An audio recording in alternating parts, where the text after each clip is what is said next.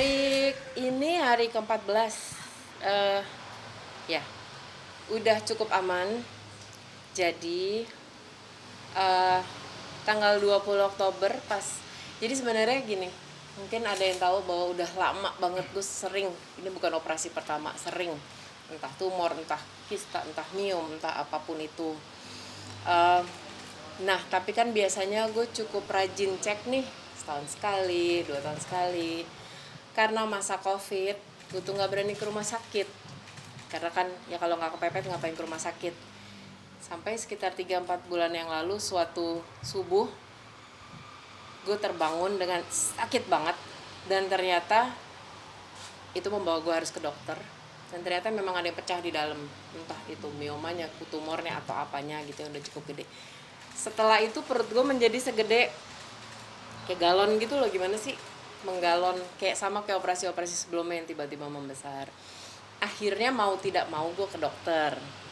Dari dokter itulah memang akhirnya dibilang bahwa udah puluhan jumlahnya segala benda yang tumbuh di dalam.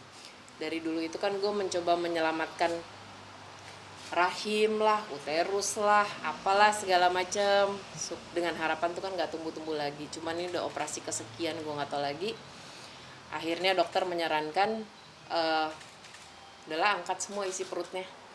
Benar-benar angkat semua isi perutnya yang puluhan itulah, uterusnya lah, rahimnya lah, ovarinya, semua diangkat. Itulah yang akhirnya dilakukan kemarin gitu. Dengan harapan ini terakhir ya, mudah-mudahan ya. Kurang lebih sih itu yang dilakukan gitu. Kemarin juga sempat posting Tetelan tuh buat dagang bakso di bawah. mungkin sebelumnya yang dirasakan tuh seperti apa sih kamu? Sakit ya, sebenarnya sedikit yang tahu bahwa selama gue tuh sakit mulai dari pertama kali gue menstruasi ya, sebenarnya dari SMA. Operasi pertama aja tuh SMA atau masuk kuliah kok. Jadi memang udah selama 20 sekian tahun migrain menjadi teman harian gue. Pendarahan, gue udah bukan bilang menstruasi lagi, pendarahan kadang berbulan-bulan, kadang 8 bulan bisa gue. Ya kalau gue lagi demo, orasi atau lagi manggung lompat-lompat itu mostly gue dalam keadaan itu kok. Cuma memang gue gak pernah ngomong aja gitu sampai hari ini. Sampai gue kemarin juga shock sih akhirnya, jadi kok jadi gini gitu. Sakit apalagi kan selama ini berkali-kali operasi itu kan membuka lagi jahitan yang sama. Kalau gitu kan gue selalu bilang sama dokter, dok kalau tahun ini bisa lebih dari 5 kali kan gue sleting kan enak ya, tinggal dibuka gitu. Jadi membuka lagi. Proses operasinya sendiri mirip sesar. Tapi kalau sesar itu kan biasanya nggak bisa terlalu dalam karena ada bayi ya.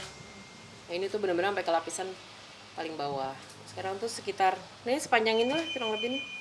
Segini lah kurang lebih panjang jahitannya gitu. Jadi ya sakit lah. Antara sakit tapi setengah perutnya memang selama bertahun-tahun ini udah mati rasa beberapa sarafnya gitu.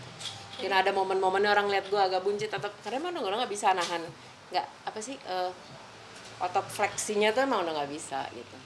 Mungkin kendala lain selain kayak rasa sakit yang berlebih tadi gitu, mungkin yang kamu rasakan selama ini sebelum? Sakitnya sih udah menutupi semuanya ya. Jadi kadang-kadang dan migrain pasti karena itu kan hormonal dan segala macamnya. Jadi saking itu menjadi kebiasaan, orang juga kalau nanya sama gue, lo migrain nggak atau sakit perut nggak, gue mesti ntar dulu ya gue rasain ya, karena emang itu udah jadi bagian dari gue bangun tidur setiap hari gitu. Jadi udah bagian harian sih jatuhnya. Udah sakit yang pasti, sakit perut itu memang udah nggak ada bedanya lo lagi datang bulan atau enggak gitu. Tapi pasca operasi kemarin yang kamu rasakan sekarang itu sudah seperti apa? Gue cukup nakal ya, nggak pengen tergantung sama painkiller atau hal-hal kayak gitu. Jadi kemarin itu pas dokter mau pulangin ditanya, lo masih mau painkiller atau enggak, gue bilang enggak. Jadi biar gue tahu level sakitnya seperti apa. Dan kemarin itu akhirnya memang disudahi karena gue sudah tidak bisa infus. Satu lagi masalah yang gue punya itu adalah pembekuan darah gue tinggi banget. Jadi setiap kali dicolok infus, kan ada darah tuh pasti dia langsung ngebeku, ngalangin selang, ngeblok selangnya jadi mampet. Itu 8 kali dipindahin kanan kiri. Satu-satunya momen gue nangis di rumah sakit itu adalah pada saat gue nangis begging untuk tolong jangan infus gue lagi. Bukan gue takut infus, tapi emang sakit tuh, masih banyak banget, sakit banget. sakit infusnya lebih dari sakit operasinya kayaknya sih. Karena untuk kondisi rahimnya sendiri Nggak ada, gue cukup shock sih. Jadi selama bertahun-tahun ini dokter selalu bilang lu udah nggak bisa punya anak. Gue pernah operasi juga untuk cup blok, jadi kayak blok cupnya kita kan punya cup 2 untuk nyambungin antara sperma dan segala macam. Dokter udah bilang lo nggak akan bisa punya anak, lo bahkan nggak boleh punya anak karena kalaupun tabung gue nggak bisa sama sekali, malah nggak boleh bayi tabung gitu karena tabungnya kasarnya kan nggak ada gitu.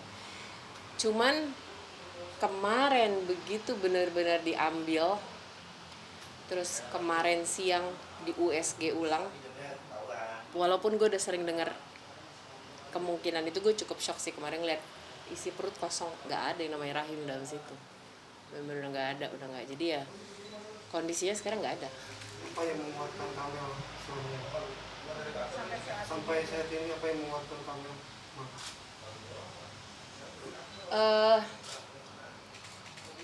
Nggak tahu sih, karena buat gue kali ini jujur operasi ini beda sih, dan gue baru kayak ketampar kemarin siang begitu ngeliat USG-nya bener-bener kosong. Jadi gue agak-agak untuk satu hal itu gue masih belum segitu terima dan belum segitu ready-nya juga sih gitu. Jadi gue nggak nangis karena operasi atau gue justru nangis kemarin siang gitu. Gue nggak kayak selama ini lo dikasih tahu tapi sekarang confirm, nah lo udah bunga perempuan, lo nggak bisa punya anak, lo nggak bisa. Nah, kayak kemarin siang tuh gue baru nerima itu, dan itu tuh belum benar-benar terproses di kepala gue kayaknya. Dukungan teman sendiri sahabat seperti kayak tadi kan ada tadi kan ada Kak Dewi. Bertra nama Dewi mah gue udah 20 tahunan sih. I have the best support dari teman-teman, dari tim manajemen, dari keluarga sendiri. Tahun ini mungkin susah ya dibandingin operasi sebelumnya karena gue nggak boleh ditungguin kan karena kondisi COVID. Jadi adik gue di sana selama 11 hari gitu. Berat buat dia. Gue juga kangen keluarga, tapi gue juga nggak bisa pulang dari rumah sakit terus ke tempat bapak gue, kan kasihan ya, takutnya gue harus isoman, gue harus apa gitu. Mereka suportif sih, tapi banyak banget yang datang ke gue bilang it's okay, gue juga udah diangkat kok rahimnya, udah gini segala macam. Tapi gue pernah bilang, iya tapi lo sampai 10 kali nggak sih operasinya? Atau gue pengen bilang kayak kemarin ada satu teman juga gitu, gue juga udah kok, itu kan udah punya anak, gue udah sempat ngerasain yang namanya punya anak. Dan ternyata gue kepengen. Setelah itu nggak ada, baru gue shit man, iya beneran ya, ternyata gue nggak bisa kali ini. Ya, paling gue akan butuh waktu untuk memproses itu di kepala gue sih, bahwa oke, that's it, nggak bisa. karena kabarnya juga sebelum operasi yang ini Kamel juga sempat menolak untuk operasi yang dari dokter beberapa kali. Iya, sebenarnya paling banyak di masa COVID sih, karena gue nggak bisa divaksin. Kemarin gue masuk jadi sakit justru karena gue komorbid vaksin. Kalau nggak perlu ke rumah sakit, emang gue nggak pengen ke rumah sakit. Dan gue sih capek mbak. Gue tuh belajar jalan lagi, nyanyi ntar tuh pelajaran lagi tuh. Gue harus latihan apa lagi, belajar lagi. Itu kesel loh, senyengir-nyengirnya gue orangnya, tapi itu kesel loh, capek loh itu sebetulnya. Kamel, selama 2 minggu kondisi Rumah Harapan sendiri kan Going very good. Puji Tuhan manajemen gue sih dari segi kerjaan, even single baru, Rumah Harapan jalan dengan baik banget. Mereka udah kayak sistem sih, dan gue prepare. Karena kali ini gue agak takut sih masuk operasi, jadi gue udah prepare seolah-olah gue nggak bangun lagi, aneh ya. Jadi gue sampai bikin surat wasiat buat anjing-anjing, kucing-kucing gue, tolol banget. Kalau gue nggak bangun lagi gini ya, tanggal segini kirim ini ya, sembako kesini ya, kirim ini itu ya gitu. Jadi puji Tuhan sih jalan dan harus jalan. Rumah Harapan akan selalu jalan lah, ada nggak ada gue juga. Karena kenapa sampai kepikiran Nggak tahu, hopeless kan? Tetap hopeless. karena gue capek kali operasi ya. Operasi itu capek loh. Dan gue kan selama ini tipe orang yang play tough ya, nggak pernah kelihatan untuk gitu segala macam. Capek kali ya. Justru tapi ya, kayak teman-teman tadi, yuk lo ngomong sama media, lo bikin tulisan, lo ini, kita jadikan ini awareness, sosialisasi untuk perempuan-perempuan luar sana supaya mereka cek. So ya mudah-mudahan ini bisa dijadiin, tapi gue sendiri capek. Jarang tuh denger gue ngomong gitu, gue capek, rasanya gak enak. Artinya seorang Melanie sempat putus asa juga. Putus asa enggak, maksudnya kalau putus asa tuh kan kayaknya mau bunuh diri banget gue ya. Enggak sih, capek ya, pengen nyerah ya, apalagi sini gitu. Udah menjadi orang yang sempat menjadi orang yang pesimis kali ya. Ini apalagi sih gitu. Kamel, mungkin sedikit dong buat informasi juga. Apa sih awalnya yang membuat akhirnya Kamel divonis ya ada penyakit ini gitu? Jadi gue itu punya bakat dari ya mungkin dari kecil atau dari apa gitu. Pembekuan darah gue tinggi banget. Dan ada beberapa saluran di perut gue itu memang tidak berfungsi dengan baik. Sehingga kalau ada kayak kotoran, darah kotor atau apapun itu yang harusnya ditangkap-tangkap kayak usus buntu gitu, itu memang gak berfungsi. Dan itu semua membeku. Jadilah gumpalan, jadilah tumor, jadilah ini. Lah gue senderan kelamaan aja gampang biru gitu. Gue bisa ke dokter kayak lo kayak KDRT gitu. Enggak juga, itu karena gue senderan kelamaan. Pembekuan darah gue tinggi banget. Itu pertama. Kedua, level HPV 16-18 cervix gue juga nggak pernah bagus gitu. Jadi pasti di lampu merah gitu ya. Itu udah bawaan dari sana kali ya. Karena menurut gue pola hidup gue cukup sehat sih. Gue olahraga selain gue hormat pada orang tua gitu. Cuman lainnya gue sehat banget sih. Gue vegan, gue nggak processing, gue nggak apapun. Ya emang udah bawaan dari sana sih. Makanya sebenarnya yang pengen gue omongin setiap kali adalah cewek-cewek. Gak usah takut kalau lo punya miom, kista atau apapun. 80% perempuan tuh punya selama lo udah dewasa ya. Tapi rajin cek dong, rajin dicek. Jangan kayak gue yang tiba-tiba sehari bisa kayak timun suri di belah dua gitu. Kemarin dalam berapa hari totalnya jadi rahim orang pada umumnya beratnya cuma berapa ratus gram. Gue tuh kemarin bawa sekitar 1,3 kilo. Dan itu kemarin tuh fotonya aja dibandingin sama penggaris 15 cm. Ya lo bayangin aja sepanjang-panjang apaan. Yang harusnya cuma segede ini doang gitu. Kayak salak, setengahnya salak. Dokter juga kaget sih. Itu berkembang dalam waktu berapa lama? Gue dari yang tiba-tiba kesakitan tengah malam itu sampai operasi kemarin 2 bulan doang. Cepet. Gue tuh kalau numbuh cepet banget. Gue kelihatan kok perut gue jadi miring. Oh jadi apa gitu. Cepet banget. Oke, terakhir Kamel nih, mungkin ada pesan nggak sih buat masyarakat, teman-teman juga untuk dari pelajaran yang bisa diambil dari Kamel? Pertama gue nggak mati, betul ya enggak? Satu-satunya alasan yang bikin gue pengen ngomong adalah gila di luar tuh ceritanya seru banget gitu. Dilarikan, wah dia mati, kagak. Masih lama lo liat gue. Saya ngecek periksa diri itu adalah kewajiban sih. Dan gak usah takut, orang kita kebanyakan tidak memeriksakan penyakit karena mereka akan bilang, gue takut ketahuan penyakit gue gitu. Justru bagus kan kalau semua ketahuan lebih awal. Gue on track banget semuanya sampai gue 2 tahun gak meriksa karena COVID. Terjadilah ini gitu. Jadi you know what, periksa deh. Even BPJS mengcover itu kok. Beberapa periksa, apalagi kalau lo udah wanita, lo udah dewasa, sexually active, periksa. Itu bagian dari hak lo menjaga, mencintai diri lo kok.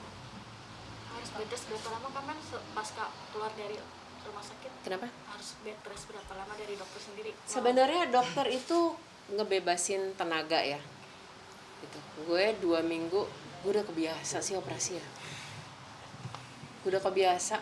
Yang operasi sebelum ini yang gede banget di kiri itu sebulan kemudian gue udah tur rokok di Kalimantan gitu. Cuman Lama itu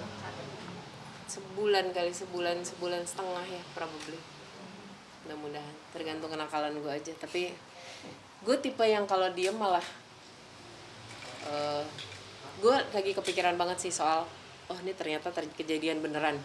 Nightmare gue yang gue takutin selama 20 tahun akhirnya kejadian beneran kali ini. Gue akan berusaha menyibukkan otak gue supaya gue gak mikirin itu. mimpi buruk. Hah? Mimpi psikolog mungkin? Psikolog gue kayak gitu-gitu tadi bentuknya tuh, Dewi Bertrand, terus siapa gitu. mereka tahu dari awal gue sakit, mereka tahu gue operasi beberapa kali yang gitu-gitu. But kali ini ternyata shit kejadian itu kali ya. Sementara bokap nangis di operasi kedua gue apa ketiga dulu lah, di mana-mana gitu. Mereka cukup happy adek gue bisa punya anak 2. Even though setiap kali gue denger orang hamil, oh aku mau, gue hancur sih.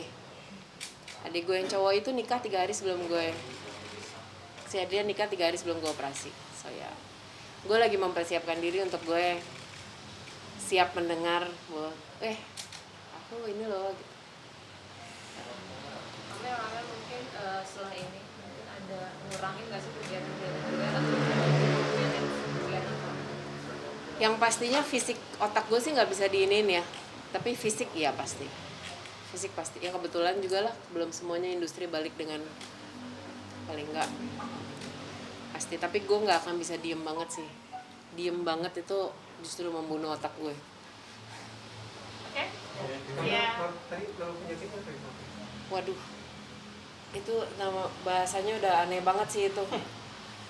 Semua yang lo bisa browse di Google, mulai dari